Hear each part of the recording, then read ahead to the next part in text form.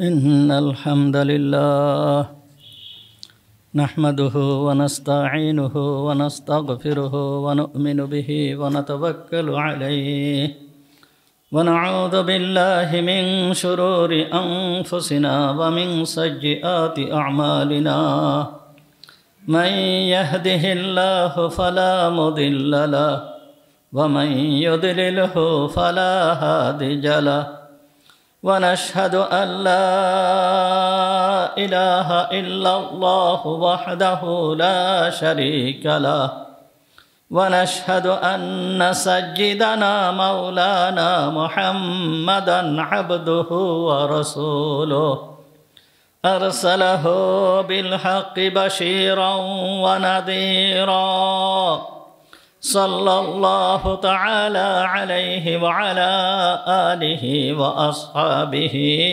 وبارك وسلم تسليما كثيرا كثيرا أما بعد فأعوذ بالله من الشيطان الرجيم بسم الله الرحمن الرحيم وما أبرئ نفسي إن النفس لأمارة بالسوء إن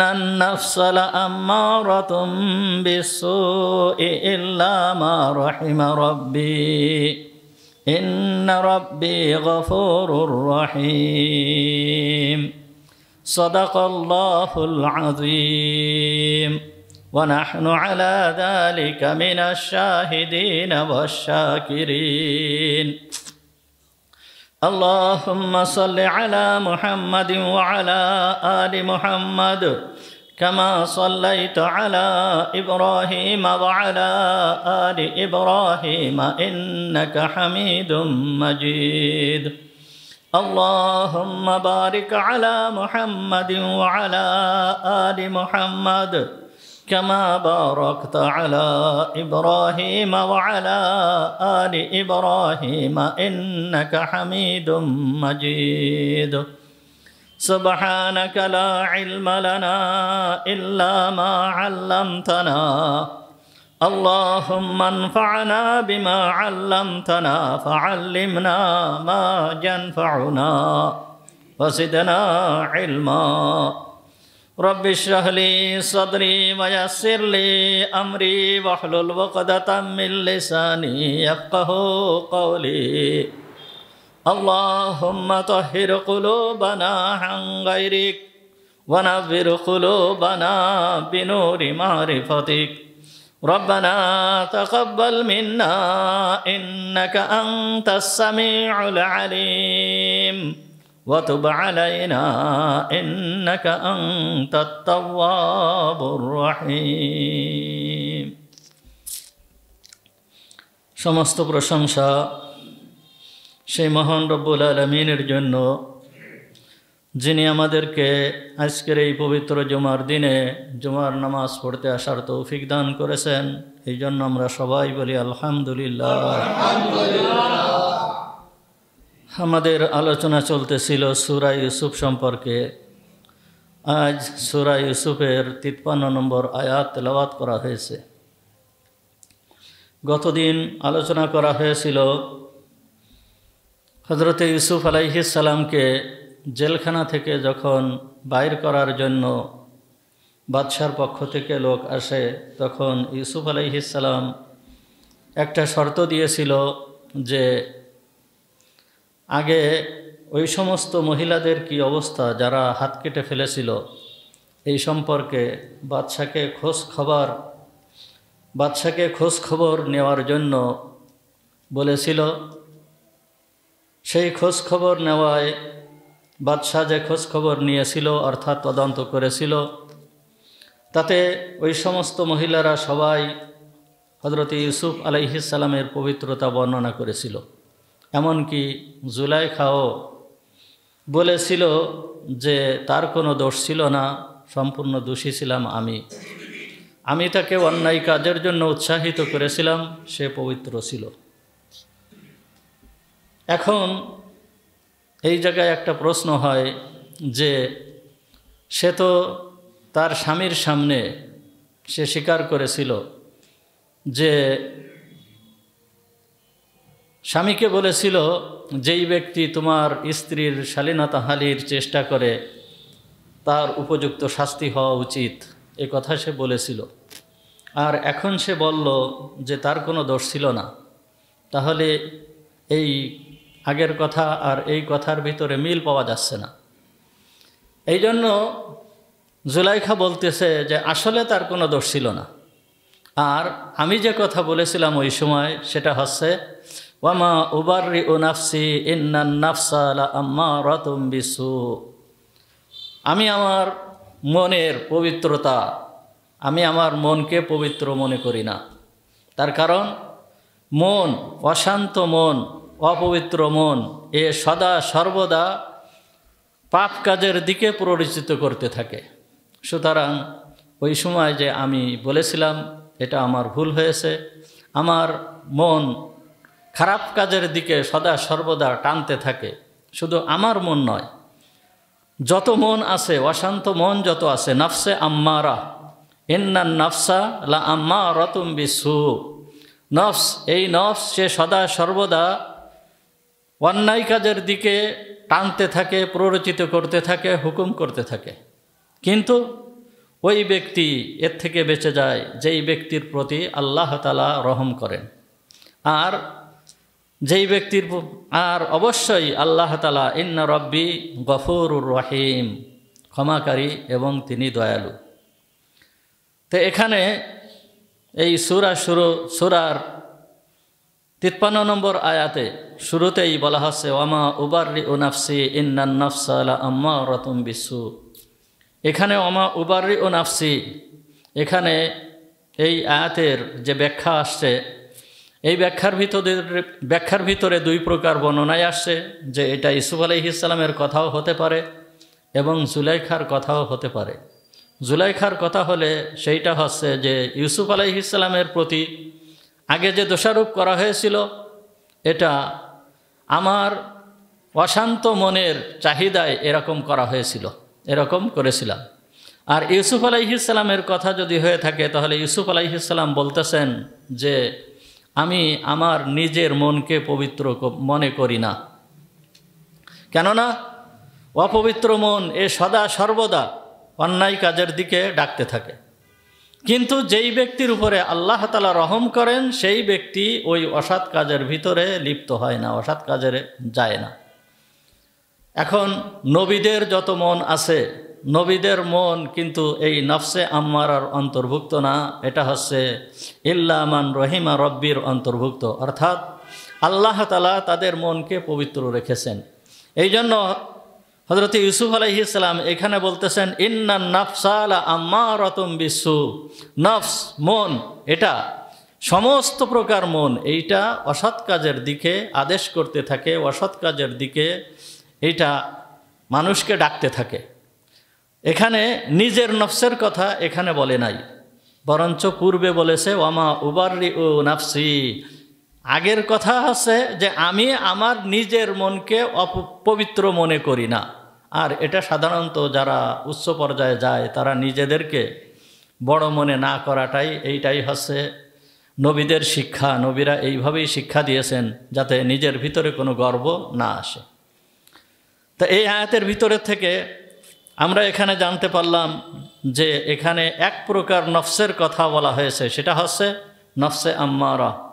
অন্য আয়াতের ভিতরে আল্লাহ তাআলা বলতেছেন, লা উকসিমু বিয়াউমিল কিয়ামাতি ওয়ালা উকসিমু বিন নফসিল লাওয়ামা।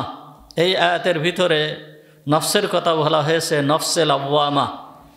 আর আরেক আয়াতের ভিতরে নফসের কথা বলা হয়েছে, ইয়া আইয়াতুহান নফসিল মুতমাইন্নাহ ইরজিই ইলা রাব্বিকি রাদিয়াতাম মারদিয়াহ ফাদখুলি ফি ইবাদি ওয়াদখুলি জান্নাতি। তাহলে আমরা নফস তিন প্রকার পেলাম। একটা হচ্ছে নফসে আম্মারা, আর একটা হচ্ছে নফসে লাওয়ামা, আর একটা হচ্ছে নফসে মুতমাইন্না। তা নফসে আম্মারা যেইটা, এটা সদা সর্বদা মানুষকে অন্যায় কাজের দিকে ডাকতে থাকে। আর এই নফসে আম্মারা এটা শুধুমাত্র মানুষের আছে।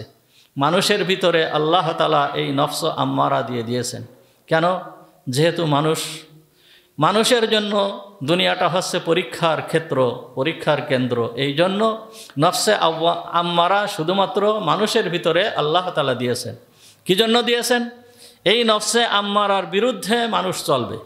নফসে আম্মারা মানুষকে অন্যায় কাজের দিকে ডাকতে থাকবে, আর মানুষ এই নফসে আম্মারার বিরুদ্ধে যুদ্ধ করবে, জিহাদ করবে। এই জিহাদ করবে বলেই তো তাদের এত ফজিলত, এত মর্যাদা। যারা গুনাহ করে না, যাদের ভিতরে নফস আম্মারা নাই, যেরকম ফেরেশতাদের ভিতরে আল্লাহ তাআলা নফস আম্মারা দান করেন নাই। সুতরাং এই ফেরেশতা যাদের ভিতরে নফসে আম্মারা নাই, তারা গুনার কাজ করে না। এই নফসে আম্মারা যেই মানুষের ভিতরে আছে, এরা যদি গুনার কাজ থেকে বিরত থাকে, তাহলে এই মানুষটা ফেরেশতার থেকে উত্তম হয়ে যায়। যেহেতু সে যুদ্ধ করতেছে, নফসে আম্মারার বিরুদ্ধে সে কি করতেছে? যুদ্ধ করতেছে। আর যে যুদ্ধ করে সে অবশ্যই ফজিলাতওয়ালা হয়ে যায়, মর্যাদাবান হয়ে যায়। এই জন্য তো ইসলামের জন্য যারা জিহাদ করে, যুদ্ধ করে, তাদের মর্যাদা সর্বশ্রেষ্ঠ, তাদের মর্যাদা অনেক। দুনিয়ার দিক দিয়েও যদি দেখি, যারা দেশের জন্য যুদ্ধ করেছে, তাদেরকে কি বলা হয়েছে? যারা মারা গেছে তো মারা গেছে, যারা এখনো পর্যন্ত জীবিত আছে তাদেরকে বলা হয় মুক্তিযোদ্ধা। তাদেরকে বলা হচ্ছে মুক্তিযোদ্ধা। সরকারের পক্ষ থেকে ভাতাও তাদেরকে দেওয়া হচ্ছে। ওই সময় যুদ্ধ যেই সময় হয়েছিল, সেই সময়ে যেই সমস্ত লোকেরা জীবিত ছিল তাদেরকে ভাতা দেওয়া হচ্ছে না, সুযোগ সুবিধা দেওয়া হচ্ছে না। কিন্তু যারা যুদ্ধ করেছিল তাদেরকে ভাতা দেওয়া হচ্ছে, তাদেরকে বিশেষ সম্মানে সম্মানিত করা হচ্ছে। কি জন্য? যে তারা যুদ্ধ করেছে।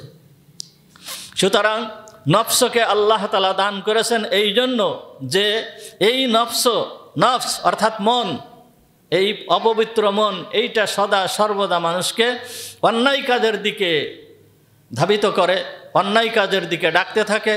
আর মানুষ যখন এই মনের বিরুদ্ধে যুদ্ধ করে সে জয়ী হয়ে যাওয়ার কারণে এই ব্যক্তিকে আল্লাহ তাআলা মহা পুরস্কার দান করেন, যেই পুরস্কার অন্য কোনো মাখলুককে আল্লাহ তাআলা দেন না। নফস আম্মারা, এই নফস আম্মারা অর্থাৎ সে সদা সর্বদা মানুষকে ডাকতে থাকে কিসের দিকে? অন্যায় কাজের দিকে। এই অন্যায় কাজের দিকে ডাকতে থাকে। এরপরে এই অন্যায় কাজের দিকে যখন ডাকতে থাকে, অন্যায় কাজ না করে এই নফস যদি সে অন্যায় কাজের থেকে ফিরে আসে, বা অন্যায় কাজ হয়ে গিয়েছে, কোনো মানুষের অন্যায় কাজ হয়ে গিয়েছে, যখন অন্যায় কাজ হয়ে যাওয়ার পরে তার মনের ভিতরে যদি এই অনুশোচনা আসে, হায় আমি কি করলাম, আমার এখন তওবা করা উচিত, আল্লাহর দরবারে ক্ষমা চাওয়া উচিত। এই যে নফস, এই যে মন, এই মনটাকে বলা হয় নফসে লাওয়ামা, অর্থাৎ তিরস্কারকারী মন। তিরস্কারকারী মন, অন্যায় হয়ে গেলে সে তিরস্কার করতে থাকে। অন্যায় কাজ করার আগে সে তিরস্কার করতে থাকে, ওইদিকে যেও না, এইটা করো না, এইটা আল্লাহ তাআলা নিষেধ করেছেন, এইভাবে তিরস্কার করতে থাকে। এই জন্য এই মনকে বলা হয় তিরস্কারকারী মন। তাহলে নফসে আম্মারা যখন অন্যায় কাজের দিকে ডাকে, আর এই অন্যায় কাজের ভিতরে যখন না যাওয়ার কারণে সে তার নফস হয়ে যায় নফসে লাওয়ামা। আবার নফস যদি কোনো অন্যায় কাজ করে ফেলে, সে আবার যখন আল্লাহর দরবারে তওবা করতে থাকে, তখন ওই নফসকে বলা হয় নফসে লাওয়ামা। এরপরে এই নফস যেই সময় এমন পর্যায়ে চলে যায়, সে মনের সঙ্গে যুদ্ধ করতে করতে এমন পর্যায়ে চলে যায়, এই মনটা আর অন্যায়ের দিকে ধাবিত হয় না। এই মনটাকে বলা হয় নফসে মুতমাইন্নাহ, অর্থাৎ প্রশান্ত মন।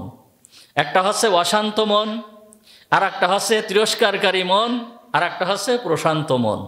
বাংলায় একটা হচ্ছে অশান্ত মন, অর্থাৎ অপবিত্র মন, এইটা সদা সর্বদা অন্যায়ের দিকে ডাকতে থাকে। আর একটা হচ্ছে তিরস্কারকারী মন। তিরস্কারকারী মন যখন অন্যায় কাজ হয়ে যায়, তখন সে তিরস্কার করতে থাকে। এই মনটাকে বলা হয় তিরস্কারকারী মন। সুতরাং প্রত্যেকটা মানুষের ভিতরে নফসে আম্মারা আছে। আল্লাহ তাআলা সৃষ্টিগতভাবে এইটা দিয়ে দিয়েছেন। এর বিরুদ্ধে জিহাদ করতে হবে, এর বিরুদ্ধে লড়াই করতে হবে। কুরআন এবং হাদিসের আলোকে, কুরআন এবং হাদিস ওয়ালাদের অধীনে থেকে এই নফসের বিরুদ্ধে জিহাদ করতে হবে। যখন জিহাদ করা হয় তখন এই নফসটা হয়তো নফসে আম্মারা হয়ে যায়, আর তার পরবর্তীতে যায় নফসে লাওয়ামা হয়ে যায়। মনের বিরুদ্ধে চলা, সদা সর্বদা মনের বিরুদ্ধে চলা, এর বিরাট বড় ফজিলত রয়েছে। সাধারণভাবে দেখা যায় যে অনেক ব্যক্তি এমন আছে যারা মনের বিরুদ্ধে চলে, মনের বিরুদ্ধে চলে তারা অনেক কিছু অর্জন করে ফেলে। নিজামুদ্দিন আউলিয়া, আমরা যাকে নিজামুদ্দিন আউলিয়া বলে চিনি, দিল্লির বিখ্যাত আলেমে দিন ছিলেন নিজামুদ্দিন। অনেকে নিজামুদ্দিন বলে যে নিজামুদ্দিন একজন ডাকাত ছিল। আসলে এই কথা ঠিক নয়, এ কথা ভুল। এই যে নিজামুদ্দিন, কেউ ডাকাত থাকলেও থাকতে পারে নিজামুদ্দিন নামে, সে কথা না। কিন্তু নিজামুদ্দিন যিনি বিখ্যাত আল্লাহওয়ালা ব্যক্তি ছিলেন, ইনার জীবনে এই রকম ধরনের কোনো ঘটনা আসে নাই। ইনি ছোটোবেলা থেকেই মাদ্রাসায় লেখাপড়া করেছেন এবং সেইখান থেকেই উনি মাদ্রাসায় লেখাপড়া শেষে বড় আল্লাহওয়ালা দরবেশে পরিণত হয়েছেন। ইনি যখন অসুস্থ হয়ে পড়েছিলেন, মৃত্যুর আগে অসুস্থ হয়ে পড়েছিলেন, অসুস্থ হয়ে পড়ার পরে অনেক ডাক্তার দেখানো হয়েছে, কিন্তু তিনি সুস্থ হন না। তখন ওই এলাকায় সেই নিজামুদ্দিন, অর্থাৎ দিল্লির নিজামুদ্দিন, ওনার নাম অনুসারে ওই এলাকার নাম হয়েছে নিজামুদ্দিন। ওইখানে একজন হিন্দু লোক ছিল, সে মানুষকে চিকিৎসা করত। তার চিকিৎসার পদ্ধতি ছিল সে মানুষের দিকে তাওয়াজ্জুহ অর্থাৎ মনোনিবেশ করত। যদি কোনো রোগী নিয়ে আসা হয় তখন ওই রোগীর দিকে মনোনিবেশ করত। মনোনিবেশের মাধ্যমে ওই রোগী সুস্থ হয়ে যেত। তখন লোকেরা বলল যে হুজুর, আপনাকে আমরা একটু ওর কাছে নিয়ে যাই। তা যেহেতু তিনি মনোনিবেশের দ্বারা সুস্থ করেন, এইটা কোনো নাজায়েজ বিষয় না। নাজায়েজ বিষয় কোনটা?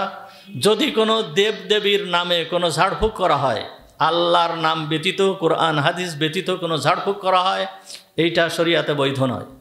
অথবা অন্য কোনো অপবিত্র জিনিস বা শিরকি জিনিস দিয়ে যদি তাবিজ করা হয়, এইগুলো অবৈধ। কিন্তু দেখা যাচ্ছে কি, কোনো গাছের মাধ্যমে, ঔষধের মাধ্যমে যদি কোনো তদবির করা হয় বা চিকিৎসা করা হয়, বা এই যে মনোনিবেশ, এর মাধ্যমে যদি চিকিৎসা করা হয়, এইটা অবৈধ না। এখন হয়তো আমাদের মনে প্রশ্ন জাগতে পারে যে মনোনিবেশের মাধ্যমে আবার চিকিৎসা কিভাবে হয়? হ্যাঁ, বহুত জিনিস আছে যে এর মাধ্যমে হয়ে থাকে। দেখেন, কচ্ছপকে আমরা দেখি, এই কচ্ছপ কিন্তু ডিম পাড়ে মাটিতে, উপরে স্থলভাগে ডিম পাড়ে। ডিম পাড়ার পরে এই কচ্ছপ ওই স্থলভাগের থেকে পানির ভিতরে নেমে যায়। পানির ভিতরে নেমে যায় বা স্থলভাগের যে কোনো এক জায়গায় দূরে যায়, ওই ডিমের দিকে তাকায় থাকে। ওই ডিমের দিকে তাকায় থাকতে থাকতে থাকতে থাকতে এক সময় ওই ডিম ফুটে বাচ্চা বের হয়। অনেক পাখি আছে, যেই পাখি দেখা যায় যে ডিম পাড়ার পরে ডিমে তা দেয় না, ওই দূরে থেকে ওই ডিমের দিকে তাকায় থাকে। এই তাকায় থাকার পরে এই ডিম ফুটে যায়। এরকম ধরনের বহুত জিনিস আছে। সুতরাং এই মনোনিবেশ, এর মাধ্যমে যে চিকিৎসা হওয়াটা, এইটাও আশ্চর্যের কিছু না, এরকম ধরনের হয়। তা হুজুর বললেন যে না, ওর কাছে আমার নেওয়ার দরকার নেই। উনি বলতেছেন যে না, ওর কাছে আমার নেওয়ার দরকার নেই। হয়তো যদি এরকম হয় যে আমার এই অসুস্থতাই শেষ অসুস্থতা, সুতরাং এই শেষ অসুস্থতায় আমি একজন বিধর্মীর কাছে যে চিকিৎসা নিয়ে মারা যাব, সুতরাং এইটা আমার মন চাচ্ছে না, না তোমরা এরকম করো না। যাই হোক, হুজুর নিষেধ করলেন, কিন্তু হুজুরের অসুস্থতা এত বেড়ে গেল যে উনি বেহুশ হয়ে গেলেন। যখন বেহুশ হয়ে গিয়েছিলেন, ওনার যেই সমস্ত ভক্ত মরিদান যারা ছিল, তারা তখন বলল যে হুজুরকে আমরা নিয়ে যাই, হুজুর তো বেহুশ হয়ে গিয়েছেন, যাই দেখে আমরা নিয়ে যাই। যখন এইভাবে চিকিৎসা করাটা অবৈধ নয়, তখন আমরা হুজুরকে তার কাছে নিয়ে যাই, নিয়ে যেয়ে দেখি কি হয়। হুজুরকে নিয়ে গিয়েছেন। নিয়ে যাওয়ার পরে হুজুর ওর কাছে যাওয়ার পরে ওই ব্যক্তি ওইভাবে চিকিৎসা করার পরে হুজুর সুস্থ হয়ে গেছেন। হুজুর সুস্থ হয়েছেন। যখন সুস্থ হয়েছেন, সুস্থ হয়ে হুঁশ ফিরে আসছে, হুজুর দেখে যে তার ওইখানে ওনাকে নিয়ে আসা হয়েছে।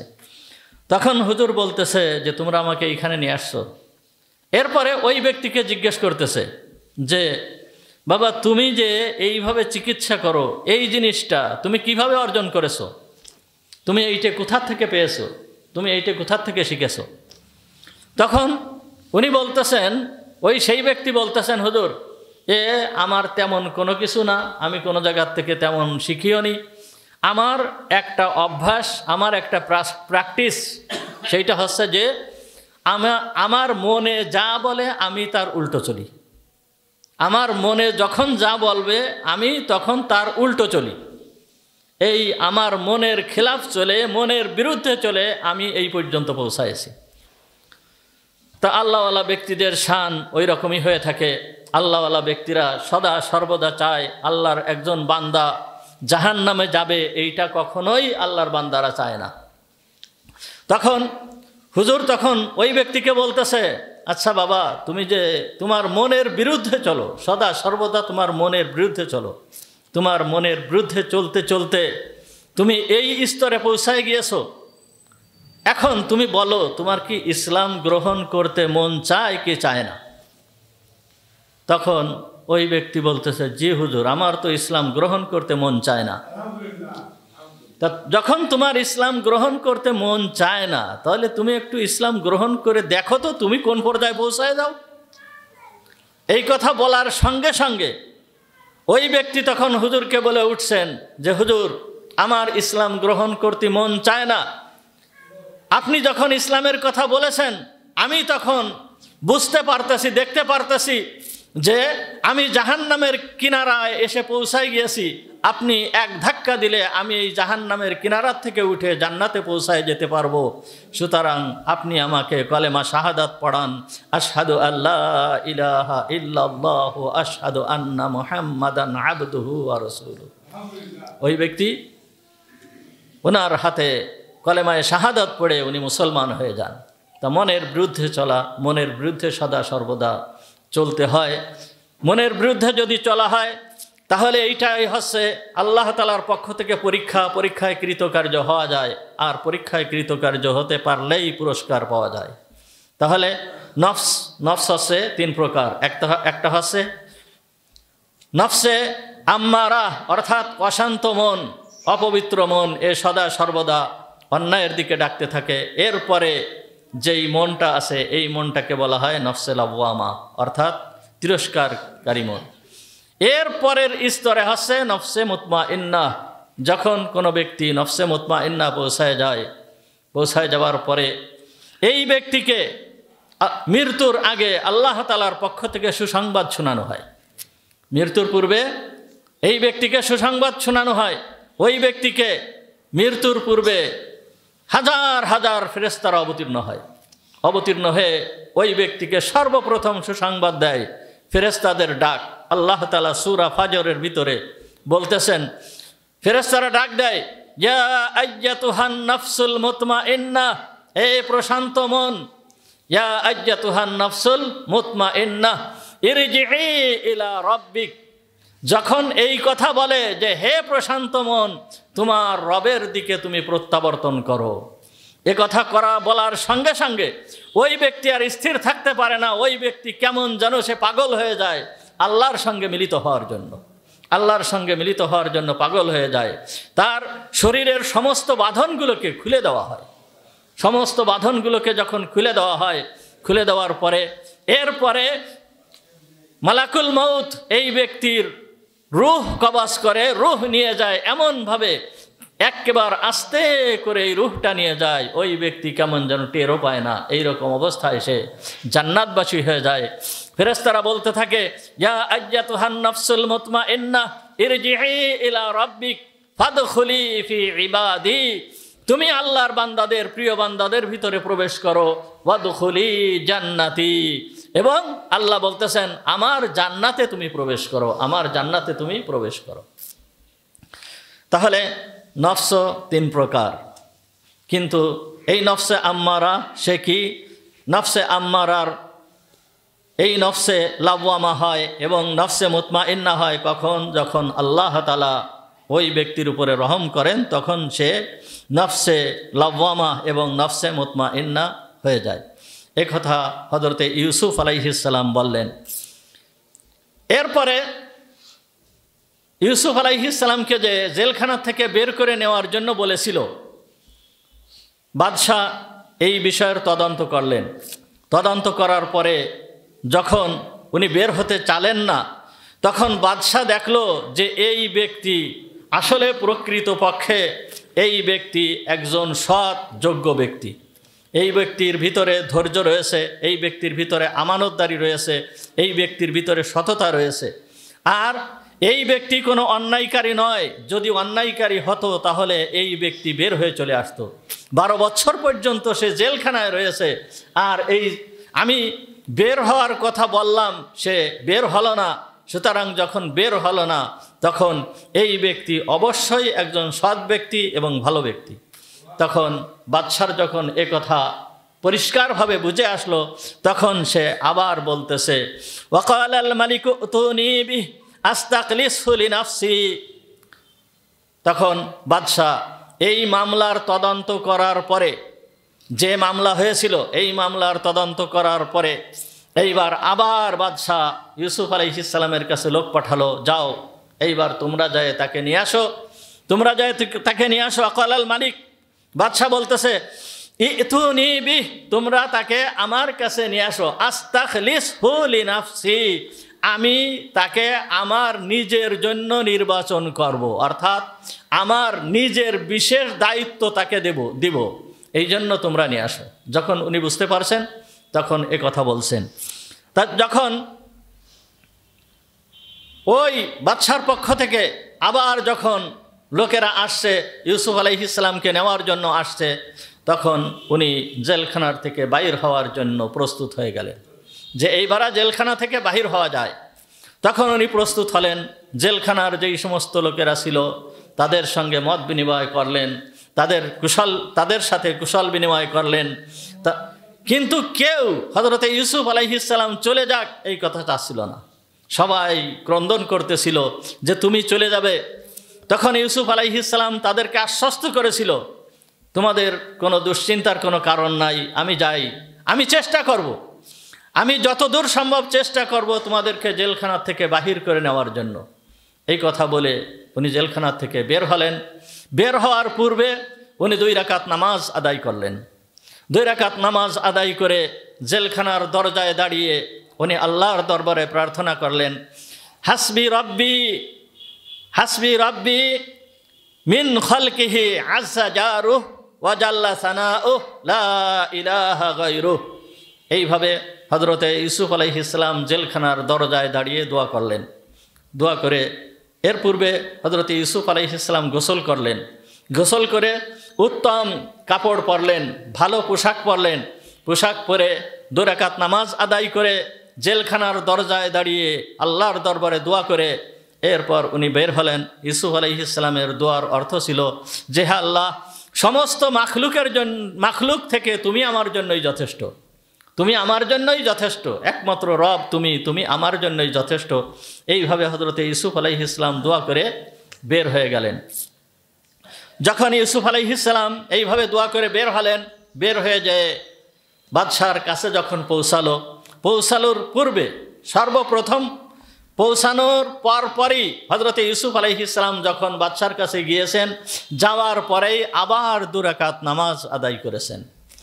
2 রাকাত নামাজ আদায় করে বাদশাকে এ কথা বোঝাতে চেয়েছেন যে, দেখো তুমি যেই ধর্মের উপরে আসো এইটা আসলে কোনো ধর্ম নয়, কোনো দিন নয়।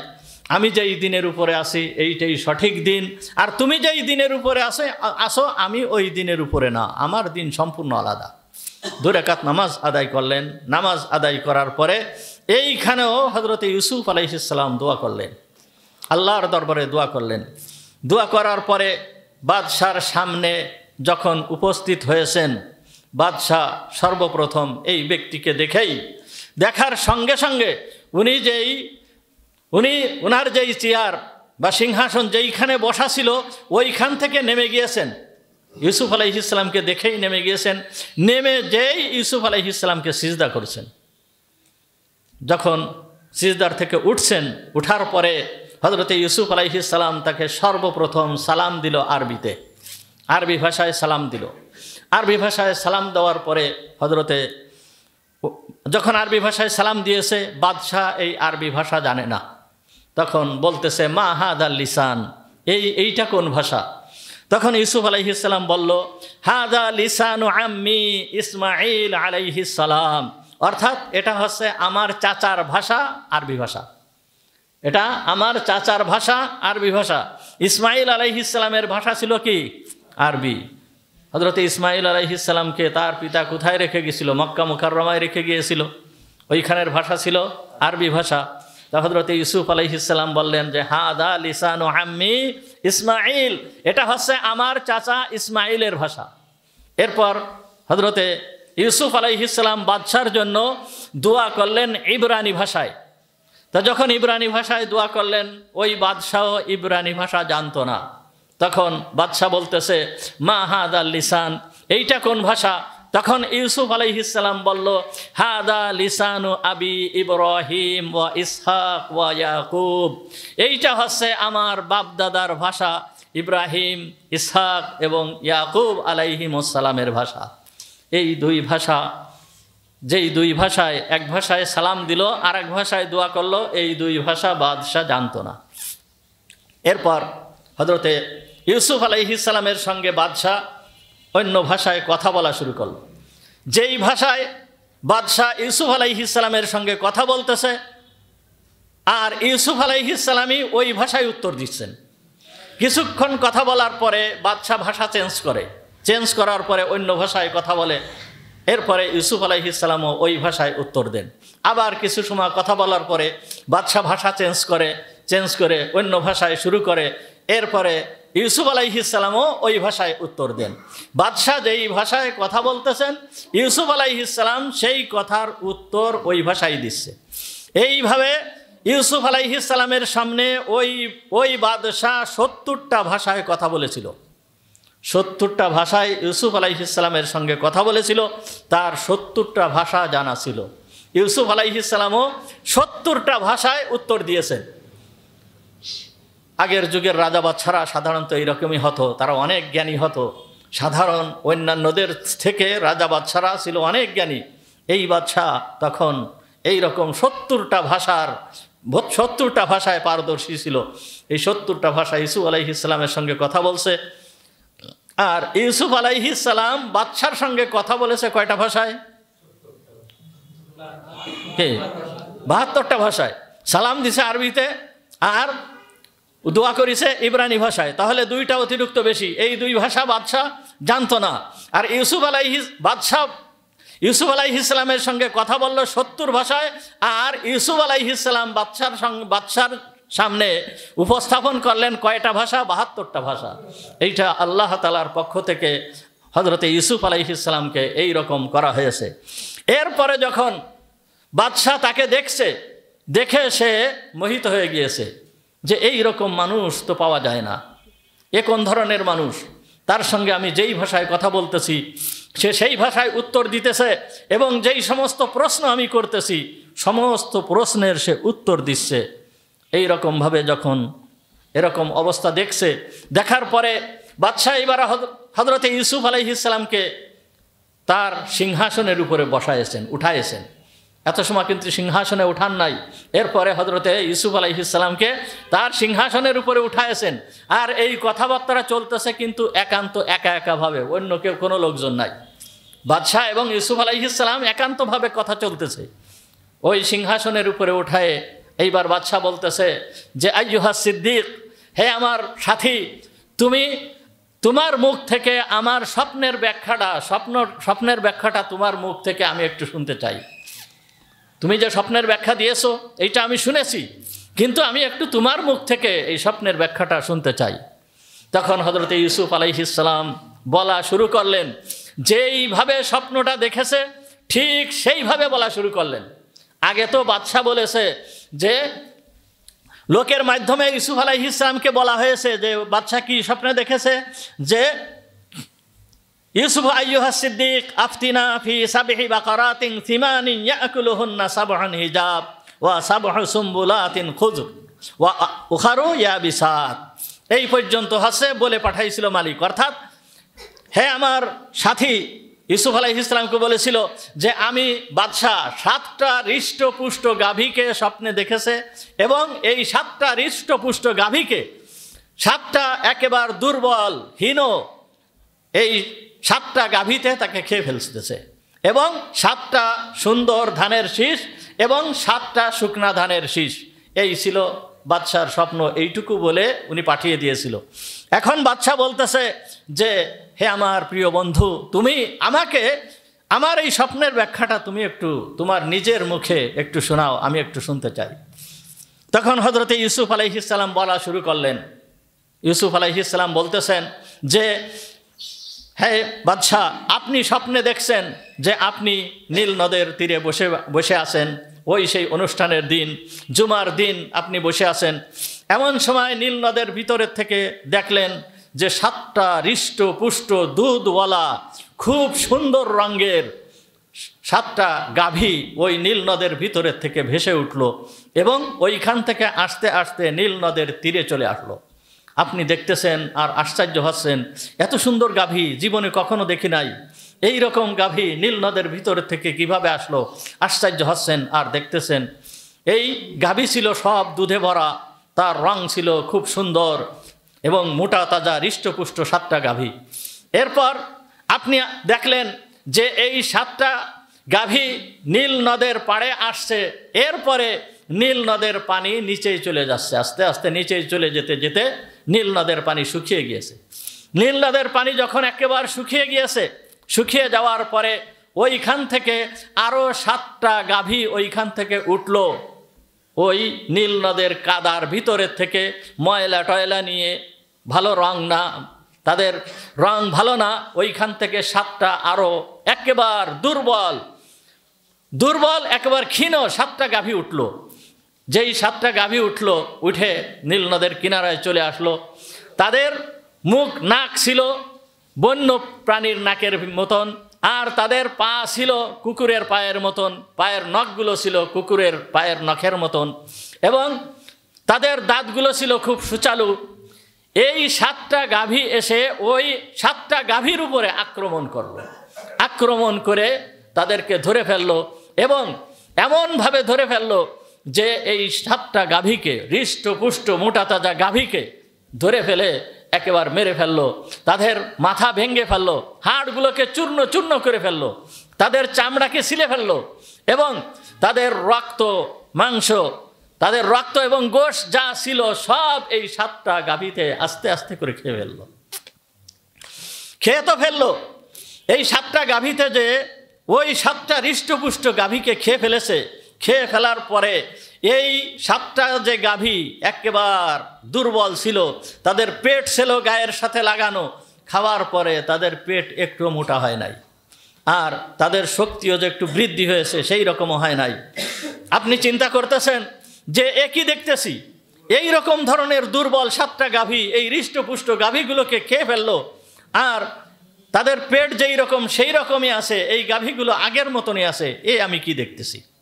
এরপরে আপনি আরও স্বপ্নে দেখলেন যে 7টা ধানের গাছ এবং এই 7টা ধানের গাছে 7টা ধানের শীষ, খুবই হৃষ্টপুষ্ট, খুবই সতেজ পাখা।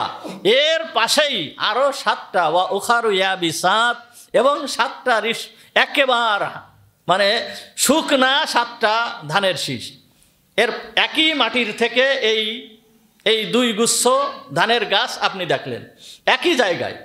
আপনি চিন্তা করতেছেন যে একই মাটির থেকে এই 2টা গাছ হয়েছে, একই মাটির থেকে তারা খাবার গ্রহণ করতেছে, কিন্তু এইটার অবস্থা এই রকম আর এইটার অবস্থা এই রকম কেন?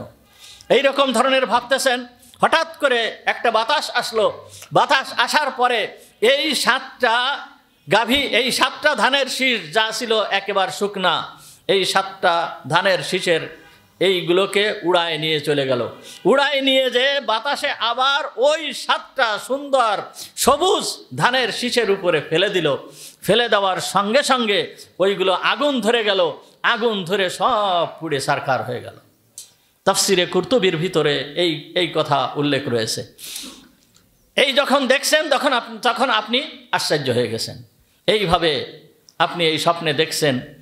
তা স্বপ্নে যে দেখছেন, আপনার স্বপ্ন হচ্ছে এই, আর স্বপ্নের ব্যাখ্যা হচ্ছে যে এই স্বপ্নের ব্যাখ্যা হচ্ছে যে আপনার এই যে 7টা হৃষ্টপুষ্ট গাভী দেখেছেন, এর দ্বারা আপনাকে বোঝানো হয়েছে যে আপনার এই মিশরের ভিতরে 7 বছর প্রচুর পরিমাণে বৃষ্টিপাত হবে।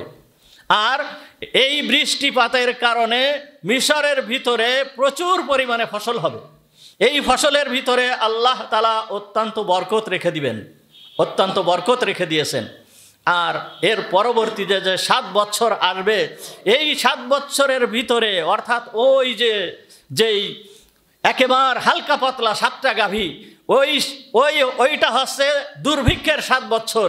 ওই সময়ে মিশরে কোনো বৃষ্টি হবে না, এক বিন্দু মাত্র কোনো ফসল হবে না, কোনো ফসল হবে না। শুধু মিশর নয়, আশেপাশের যত এলাকা আছে সমস্ত এলাকায় কোনো ফসল হবে না, দুর্ভিক্ষ হবে, হাহাকার চলতে থাকবে। তা আপনি যদি একটা কাজ করেন যে এই 7 বছরের যেই ফসল হবে, এই 7 বছর যেই বৃষ্টিপাত হবে, যেই পানি হবে, এই পানিগুলো যাতে বৃথা না যায়, আপনি সেচের ব্যবস্থা করবেন। সেচের ব্যবস্থা করে সমস্ত জমিতে ফসল ফলানোর চেষ্টা করবেন। যত জমি আছে, উর্বর অনুর্বর, আবাদি অনাবাদি, যত জমি আছে, যেই জায়গায় আপনি ফসলের জন্য চাষাবাদ করবেন সেইখানেই আল্লাহ তাআলা ফসল দিয়ে দেবেন। এই রকম বরকত আল্লাহ তাআলা এই 7 বছরের ভিতরে দিবেন। সুতরাং আপনি এই ব্যবস্থা করবেন যে সমস্ত জমি চাষাবাদের ব্যবস্থা করবেন। তা এই 7 বছরের যে ফসল হবে, আপনি সরকারিভাবে পানি সেচের ব্যবস্থা করে এই জমিগুলো চাষাবাদের ব্যবস্থা করবেন। সরকারিভাবে যদি এইটা আপনি করেন, করার পরে এই সাধারণ মানুষের যে ফসল হবে, মানুষের জমিতে যে ফসল হবে, এই ফসলের 1/5 অর্থাৎ খুমুস, আরবিতে বলে খুমুস, 1/5 ফসল আপনি নিয়ে নেবেন। এই পানির পরিবর্তে আপনি যে চাষাবাদের ব্যবস্থা করেছেন, এর পরিবর্তে আপনি প্রত্যেকের কাছ থেকে 1/5 ফসল আপনি নিয়ে নেবেন। আর এই ফসলগুলো রাখার জন্য আপনি প্রত্যেকটা এলাকায় বিশাল বিশাল বড় বড় গোডাউন বানাবেন, বড় বড় রাখার জন্য বড় বড় গোডাউন, বড় বড় ঘর তৈরি করবেন। যেই সমস্ত ঘরের ভিতরে আপনি শীষ সহ এই গম বা ধান এইগুলোকে আপনি রেখে দেবেন। তাতে কি হবে যে এইগুলো নষ্ট হবে না, এবং এইগুলো পরবর্তী যে 7 বছর হবে কোনো ঘাসপালা কোনো কিছু থাকবে না। গবাদি পশুর যেই খাবার, এই খাবার ওইখান থেকে হয়ে যাবে। এটা গেল সাধারণ মানুষের যে জমি, এই জমির চাষাবাদ এইভাবে করবেন। এরপরে যে আপনার সরকারি জমি যেইগুলো আছে, এই সরকারি জমির চাষাবাদও আপনি সরকারি পর্যায়ে করবেন। সরকারি পর্যায়ে চাষাবাদ করে এইগুলোর ফসলকে আলাদা রাখবেন। আলাদা রেখে যখন এই 7 বছর দুর্ভিক্ষ হবে, দুর্ভিক্ষ হওয়ার পরে এই 7 বছর বিভিন্ন মানুষের জমির থেকে যেই ফসল আপনি বিভিন্ন জায়গায় একত্রিত করেছেন, গুদামজাত করে রাখছেন, এইগুলো আপনি সাধারণ মানুষের ভিতরে বিতরণ করবেন। সামান্য টাকা পয়সা নিয়ে আপনি এইগুলো বিতরণ করবেন।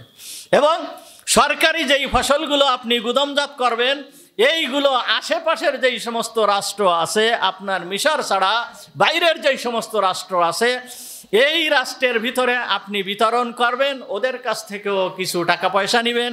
এতে মিশরের রাজকোষে অনেক টাকা পয়সা জমা হয়ে যাবে।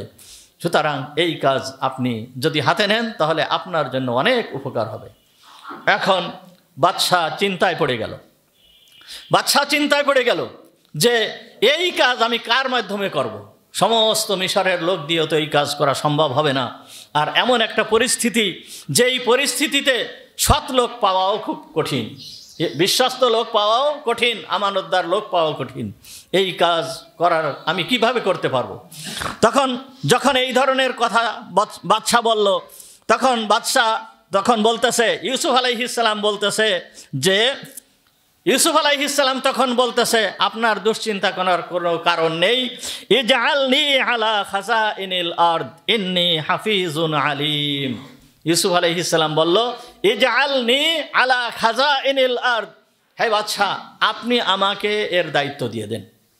এই সমস্ত কিছু দেখাশোনার এই সমস্ত দায়িত্ব, অর্থাৎ অর্থমন্ত্রী এবং খাদ্যমন্ত্রীর দায়িত্ব আপনি আমাকে দিয়ে দিতে পারেন, আমাকে এই দায়িত্ব অর্পণ করেন। তখন উনি বলতেছে, ইন্নী হাফিজুন আলিম, আমি একজন সৎ ব্যক্তি এবং আমি একজন যোগ্য ব্যক্তি। এইগুলো কিভাবে পরিচালনা করতে হবে, কিভাবে কি করতে হবে, এই প্ল্যান প্রোগ্রাম আমার জানা আছে এবং আমি একজন সৎ ব্যক্তি, এই দায়িত্বটা আপনি আমার কাছে দিয়ে দেন। তাহলে ইউসুফ আলাইহিস সালাম এই জায়গায় কি বলল?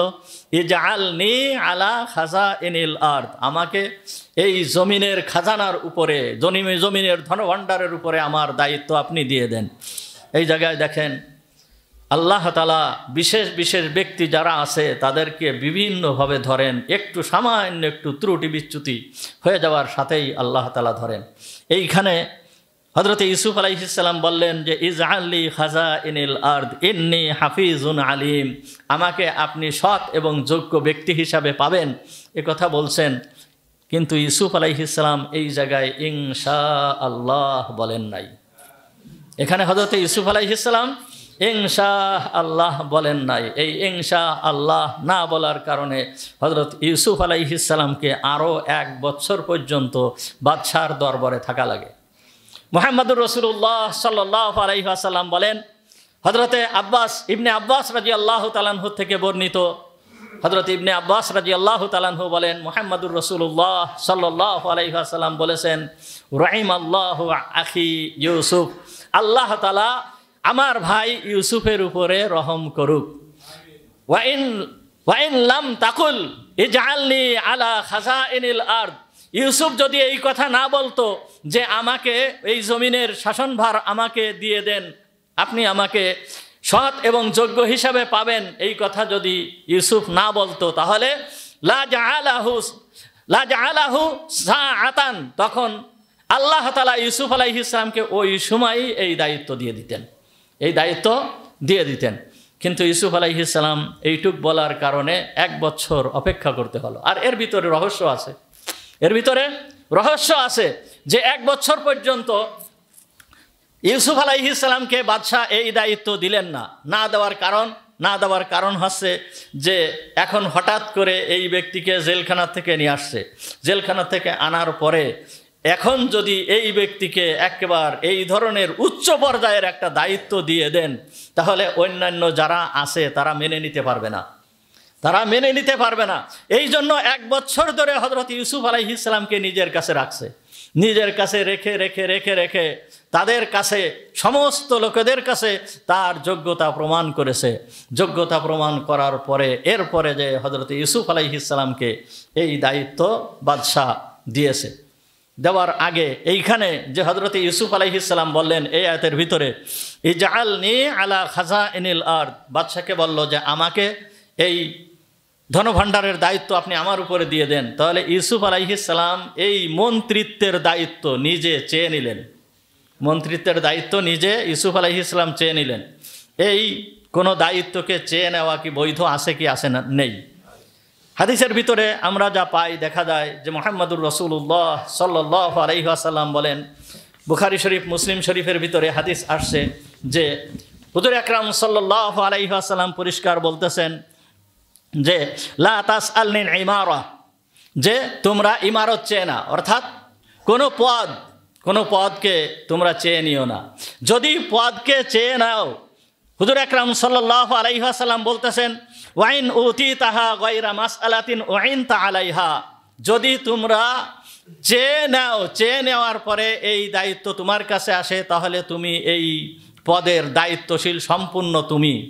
এর ভিতরে যদি কোনো খেয়ানত হতে পারে, তাহলে এর জন্য তুমি দায়ী থাকবে।